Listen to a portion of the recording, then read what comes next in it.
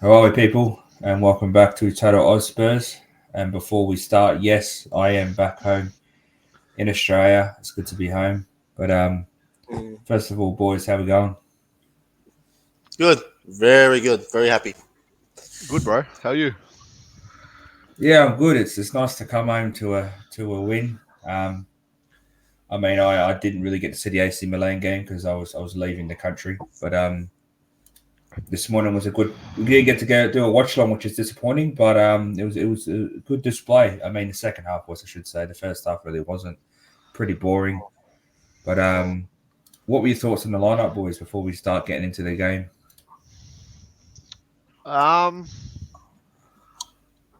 I like Davies at left wing back. I I don't know. It's almost like he's a left back, left wing back rather than a fucking left center back. Yeah. I thought he played pretty well there. Um, Emerson, that the next goat, fucking great. He's looking fantastic. Maybe he just needed Yeah. some top notch competition, and Doherty wasn't fucking providing it for him. So I don't know, but he's been playing fucking well lately. Um, Foster didn't do anything wrong. Richie, still neither here nor there with him. Um, I'd like, we'll talk about that in a few minutes, but the starting side looks pretty decent. I was surprised Skip started over Saar, but I'm not mad at it. It looks pretty good to me. Yeah, no, I can agree with that. I literally agree with Nene. I think I was judging Davies on playing that left wing back because his age, his speed. I just didn't think he was going to be able to do it. But then he proved me wrong. He definitely proved me wrong, and he definitely played really well. He showed up, which I was really happy. Romero, he played decent.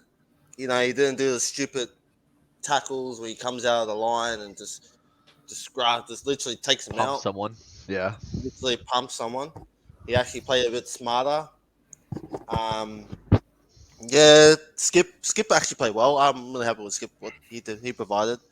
Other than that, yeah, Richie, yeah, look, you got to just give a bit more time. I reckon just a bit more time. Well, I don't think he's playing in his natural position, which is at the middle. Kulu looked decent, but yeah, look, the lineup was decent. I think we really showed Conte that probably this could work, in the next game. Having Davies at that left wing back role. Yeah, The well, I the think only it's good. thing, sorry, the only thing that I have to say back to that is I agree. Like you said, I agree with everything, but Kulu has been off it lately. I reckon Yeah, yes, yeah. he He's, hasn't been looking like himself. he's been off us since the World Cup, since Yeah. we all came back. But Yeah. that also extends from his injury that he got. Probably the worst thing that happened to him, for us hmm anyway. But yeah, to reiterate everything you both said, Royal once again, men of the match. That's like what, 3 or 4 men of the matches in the last 5 or 6 games. And that's including AC Milan. He didn't play too well from what I saw for that game. But yeah, look, at the end of the day, everyone's calling for. See, it's really weird. I feel like we've been a bit fickle lately, especially with players like Richarlison and Porro, where people have seen Porro play once and all of a sudden they're like, yeah, he's not it. Like, he's just not it. It takes players time to adapt, and Royals kind of taken all the criticism and he's playing well. The thing is I don't know how long he's gonna last at this level, because like once he drops out of form, we know how bad he can be, and that's where I think Pyro needs to be ready, because at the moment I'd pick Royal over Pyro every day. 100%. And then the Davies and Perisic situation, we all saw how struggled Perisic was. Should have had a red, to be honest. 2 yellow card offences in a matter of like 5 minutes. Oh Yeah. yeah. And the thing is, Davies provides everything that Perisic can provide, and he's a better defender.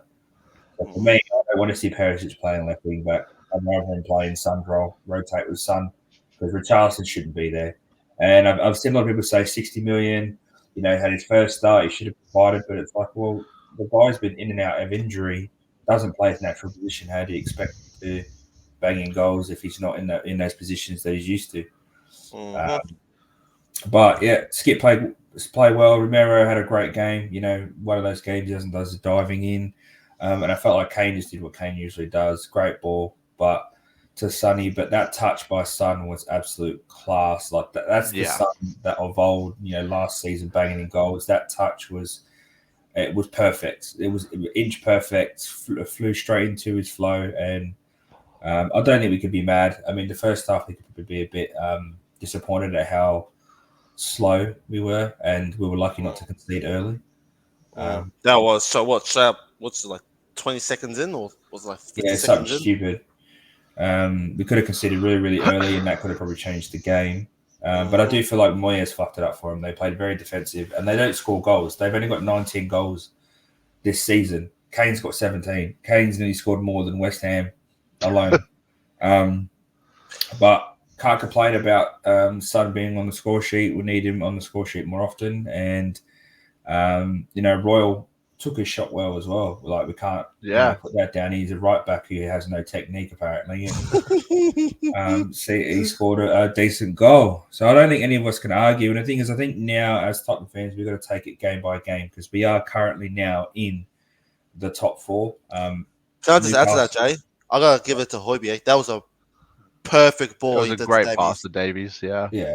I didn't see that coming. Insane. I did not see that coming until I seen Davies running. I'm like, wow, that was a perfect ball. It's weird that Højbjerg has done that because I always found that he was like technically not good enough, like kind of like Bentancur. But I mean, there is sometimes he pulls out those passes, and it's like, where does he have that in his locker that he doesn't provide it every week? Yeah, I think that's our. But Stellini, 100% record for Tottenham. Hasn't lost a game. He's the only manager in the league that's got 100%. Do we have any comments on that? Because everyone's been saying, "Fuck it, Conte can stay in Italy if he's unhappy, and we'll keep Stellini." The only problem with it is he's Conte through and through, right? He's not going to leave Conte. He's not going to dog Conte and stay as a full-time. Even though that might be what he wants to do, he's been lifelong friends with Conte. He's not going to leave him at the drop of a hat just for a managerial role at Spurs. Bit of the bad to the Spurs supporters have been saying. Yeah, but his record precedes him. And the thing is, everyone goes, "Oh, it's only West Ham. It's only West Ham." Okay, but West Ham got points off Chelsea. West Ham have played decent this year, even though they're currently in relegation zone. And we can only beat teams that are in front of us. We've got to stop this whole of it's only this team's only that team. Southampton went and beat fucking Chelsea. Newcastle lost to fucking Liverpool, who are playing shit, and then Brighton went and drew with. I think Fulham got a draw down at Brighton. Nottingham Forest got a last-minute draw with City. Like this league's so unpredictable at the moment that any win or any points gained is crucial. Aston Villa were looking like they got a draw with Arsenal. Like, if it wasn't for those last two goals, Arsenal would have been down too. So I mean, exactly. And the thing is, the next team we got is Chelsea. They're our bogey team. We'll get onto it more on the preview, but they've got 2 winners in 11 games. Like it's smelling for me just them to come out and absolutely romp us. Like that's a fucking like Tottenham special. Yeah. I mean, you're not wrong. I think we're the sad thing is with the favourites for that because of how bad. Like Chelsea are 11 points behind us. Good with my favourites. and like the thing is, everyone goes, "Oh, they're not that good." It's like, okay, but they've got players that can turn the game around, and if they all click for that 90 minutes, they can absolutely fuck us over. Watch them click against us, and the next game they'll go back to being dog shit after it. Yeah, it's going to be.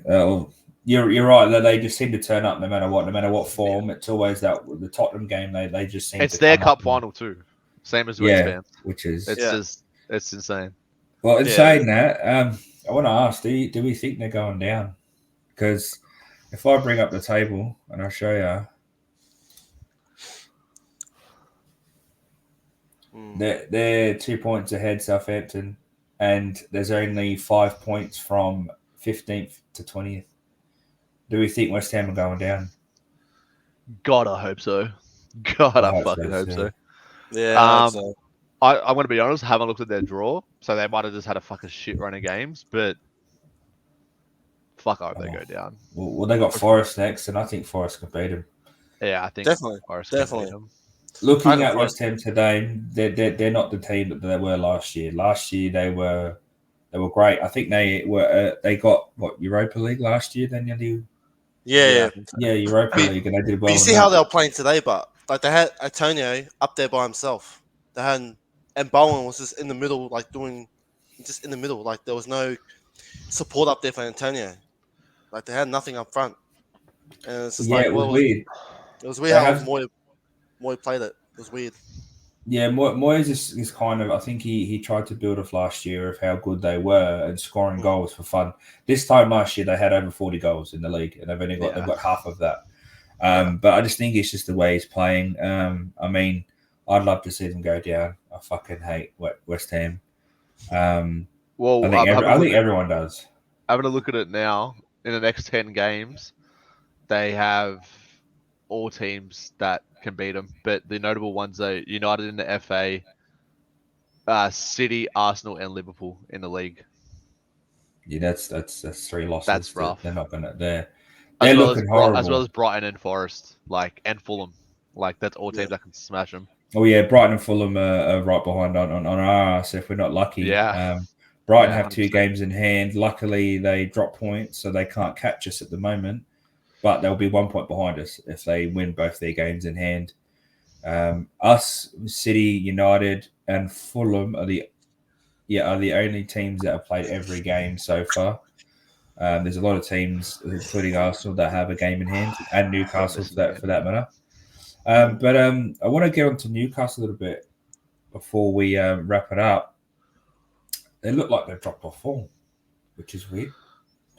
They were high and flying, and they've got 3 draws and a loss and 1 win in the last 5 games, and they've got City next. I mean, to be fair, that's kind of what happens when you just focus on your defense. Like, out of the top 9 teams, they've got the least amount of goals. Yeah, 15. Yeah. No, goals for. So, like, if your defense falls off, you're right. Yeah. If your defense falls off and you're not scoring goals, well, they've got the least amount of goals against it. They've got 15 against, Yeah. so they've conceded the least, but they've scored the least out of the top 9 teams. yeah, exactly. Chelsea have scored less and conceded only 8 more, but they've conceded 12. They've scored 12 less, which is really weird for Chelsea to not be scoring goals. Yeah, exactly. It's actually crazy that we're top 3 in goals scored. It doesn't feel like it. No, because you look at it, we got out of the top, way we're playing, but it doesn't feel like it. We've conceded more goals than Chelsea. Yeah. We've conceded the most goals in the top 10. Yeah. And that goes on to, do we think we can stay in the top 4? Do you boys think that we should just focus on game by game, or do you think you're going to put out a little prediction that we're going to stay in the top 4? Because I think we have a good chance at the moment. We have a good chance, but I'm still taking game by game. Like, I'm still not confident. Like, you got Newcastle, you got Fulham just hanging in there. We can just drop one game, and then they win the game. They can overtake us. So look, I'm just taking game by game. But we really need to step it up now because there's teams chasing us for that spot. To be completely honest, looking at it, the only teams that we shouldn't beat, we got back to back, which is shit ass. But we got Newcastle, Man U, and Liverpool. Newcastle away, Liverpool away, Man U at home. That's going to be a tough run of games for us, not including how the Champions League pans out. But between now and those games, Nottingham, Southampton, Wolves, Everton, Brighton, Bournemouth. We should be winning all those games. We should be winning or at least drawing most of those games. Yeah. No, so, you're not wrong. There's no reason. A massive month. Yeah. Because I know Arsenal have, I think, like 5 of the top 10. They have like Newcastle, they have Liverpool, they have City again, they have United, they have Chelsea all in April. So I think you're right. I think at the end of April, well, obviously because May's come around, but I think if we're up there at the start of April and we clear a few points, then I'll be confident we're going to stay in there, even though we've got those run of teams. But that's a big month for us. That's a big month for City, United, and for Arsenal because we all play each other pretty much. Yeah. Or we play one of the top 10. Thing is, we can't sleep on teams like Brentford either. They've been playing well this season. They're sitting ninth. And you've seen our performances against Aston Villa, against Leicester. Like, we can pull one of them off anytime. Like, that's how unpredictable we are as a team. I just want to see some consistency. That's all I want to see. Yeah, same. That's all I want to see, man. I just want to see the team blue. Well, we have actually a big break. We have a full week. Chelsea actually have to play midweek, I think, in the Champions League. And then they, I think, against Dortmund. And then they play us at the end of the week. And I think teams like Arsenal as well, they're complaining about having short games, but they've fucking been playing 2 games all year. We've been playing 3 at least because of all the cup runs. Chelsea don't have a midweek game. I don't. The next game is us. So we have a full week for Chelsea. And we're not going to see Bentancur, obviously, but I think if we played a team that we played it today, I'm not 100% confident. I feel like. Would you swap anyone out? What's your thoughts on? Look, I don't think Richie should play on the left. I don't think that's his position. I don't think he's good there. If you're going to play Richie and Kane, you play him in a 2, or you and you drop Kulu off, or you play him with like a Kane as the cam. And I think Benjuma should be given a chance, especially not against. I don't know if it's usually against Chelsea, but like, what's the worst he can do? Like, Richie's not doing anything at the moment, but I also don't think he's in the right position. And it's kind of a catch-22 thing where it's like he's not doing anything, but I do feel like he's got a bit of injustice against him with how he's been played this whole time he's been here. He's only been here for 1 season, but so you really can't. He's only played 14 games in the league. Yeah, I know. And 2 of them or 3 of them are starts. I just think he's out. I don't think he's in his natural position. That's what I'm thinking. Like, he plays for Brazil in the central role. Like, it's tough. It's really hard to know. The only problem I have with sticking those 2 up front means we're gonna have a third person in midfield, and that would have been fine before. But now, if we play Holberg, Sarr, and Skip all in midfield, one of them gets a knock or gets injured, then we have no midfield replacements. Yeah, that's the only like downside I could see from playing, because when we were playing Son and Kane up front, we were looking pretty decent. So that's the only down thing I could say. If we still had Bentancur, I'd be all for it because we'd have Sarr as a replacement. But at the moment, I don't see it happening. Yeah, I don't even know when Basuma's back. It's 8 months. He's 8 months or 8 weeks? Nah, 8 months, bro. Basuma, you sure? Oh, I'm sorry, not Basuma. I was thinking about Bentancur. Bentancur is at least 6 months. Yeah. Basuma, I'm not too sure. I think Basuma's I heard it was 6 to 8 weeks. I know Cess is on the same as well. I didn't even know that fucking Basuma's younger than Brad. Basuma's 80. No, he's fucking like a month younger than Brad. With the game of the San Siro we played the other day, I think Skippy and Sav jumped him. Yeah. Well, that's the thing. It's all. It's harder for one-off game, but yeah, it looks fucking good. Look, I think Sar's looked good every time he's played. I think even that he has looked. Except for the Arsenal game. But the thing is, that was Conte's fault. You don't chuck a fucking 19-year-old into the North London derby when he's barely played any games, and expect him to put. And he played fairly well. Like he made a few mistakes, but he also did a few good things. You know, he carries the ball fairly well. Carries it a lot better than Højbjerg, I'll tell you that. And I think there's a player there. I just think that we need to make sure that we're giving him the minutes. We can't and that's kind of a criticism that I have for Stellini. Why didn't Porro get some minutes? There was no need to bring Mora on. Mora's leaving in 3 months. He's already open. He said he's going back to Brazil. So my thing is we should have tried to bed in these newer players like Danjuma and Porro, and then i.e. Sarr as well, which I know Sarr came on, but like these players aren't going to get any. Like we're going to have Danjuma for 6 months. He's going to play like one game and then go back. What was the point? That's what I was about to say. I'd be very surprised if Danjuma plays anything other than a Bergwijn role. But And just coming on for the last 8 minutes and then hoping for the best. That's just what I'm assuming.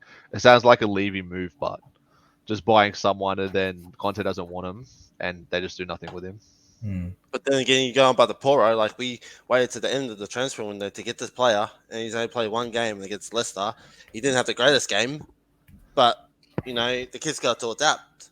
And yeah. In saying that though, I feel like he might have played a bit more if Emerson wasn't a beast. Well, Emerson's playing really well at the moment, and I wouldn't drop Emerson. I don't give a shit if you pay 47 mil for Porro or whatever.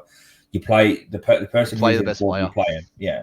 And at the moment, Royal can't do anything wrong. He's and that I'll give it to him. I'm not saying he's a world beater. He's not. He's in a good run of form, and I'm hoping it stays. I'm hoping this is like his new base level, and then he can improve on that. But I've got to give it to the kid. He was getting abused left, right, and center. He started getting into the box more, and he's got 2 goals now. He's defending the next top scorer fairly well, and he's getting up and down that side. Now, there was a couple of times that I will say that he kind of fucked Kulu up, where he just kind of ran in Kulu's direction, didn't overlap, didn't draw the defender out, and Kulu kind of had to keep cutting in. But Kulu didn't have a very good game the first half. Second half, he grew into it. First half, as we said, Kulu's been off. But yeah, Porro needs minutes though. He needs minutes to be able to adapt and play with the team and in a competitive. It's no good doing it in a training session when you're playing against your mates or your teammates. You've got to do it in a game. So you can do it, and it's different. Did you start against AC Milan? No. We've got, like Nene just pointed out, before April, we've got about, I think it's like 7 or 8 games of teams we should beat or we should at least draw with. I would rotate him and Royal. Him playing against the weaker teams, Royal playing against the Brightons and the Fulhams. And we still got the FA Cup as well. So and that FA Cup's a good opportunity. Sheffield, it's a weaker team. You play him in that, and you leave Royal for the Prem game. Give him the game time, and hopefully he starts to. Because the thing with Porro, I notice, is he's sitting like he's playing fucking right wing. He looks like he's playing fucking Kulu's role because he's so far up the pitch, and that's the problem. Is they just literally would just bypass him with one pass, and then we were fucking 3-on-3 at the back or 4-on-4 because fucking Porro couldn't get back in time, and Harvey Barnes just ripped him. And that's the thing though, is Barnes is a good player. As much as everyone says he plays for Leicester, he wouldn't make our team. He wouldn't be able to sign on Kulu, but he is a good Premier League player. He's mid-table, and he made Porro look fucking stupid. And that was just because he knows the Prem. He's played in it his whole life. So I think he'll come good. We just got to give him time. But a lot of people are already writing him off, and it's been one game. You can't run it off, man.